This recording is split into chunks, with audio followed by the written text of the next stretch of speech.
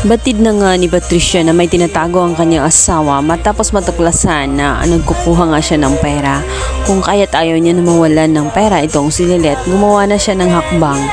At dito nakita niya sa documents nga na bibigyan nga ng malaking sure itong si Lilet at ito'y naka-firma na ibibigay niya. Kung kahit hindi matanggap ni Patricia ang bagay na iyon sapagkat napag-alaman kasi ni Patricia na kapag nagkataon ay mas malaki ang asset nga nitong si Lilet at hindi niya matanggap na mas mayaman pa nga itong si Lilet kaysa sa kanya.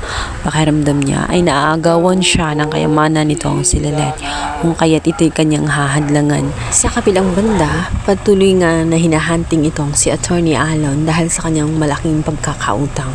Ngunit dahil sa hindi pa nga niya ito mabayaran, kung kaya't naroon na nga at nabugbog siya ng mga pinagkakautangan niya, kung kaya't inis na inis siya at sinisisi niya ang lahat kay Lilet. Kung hindi lamang tumututol nga itong si Lilet sa pagpapakasal dito kay Era, sana matagal nang nagawa ang kanyang mga plano at matagal na niyang nabayaran ang mga utang niya. Nagpang-abot nga itong si Patricia at itong si Attorney Alon. Parehas sila ng problema. Kung kaya't nagpagkasundaan nga nila na ito na nga ang pinaka the best na way para matapos ang kanilang mga problema, kundi ang tapusin na nga ang buhay nitong si Lilet. As usual, gagamitin nga ni Patricia ang kanyang mga tauhan dati.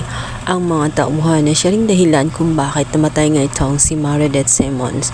Yun din ang papatay sa kanyang anak na si Lilet.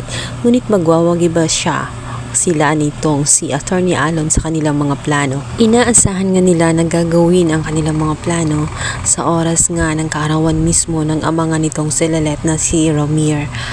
At sinisigurado ni Patricia na walang masasaktan kay Trixie at kay Romir.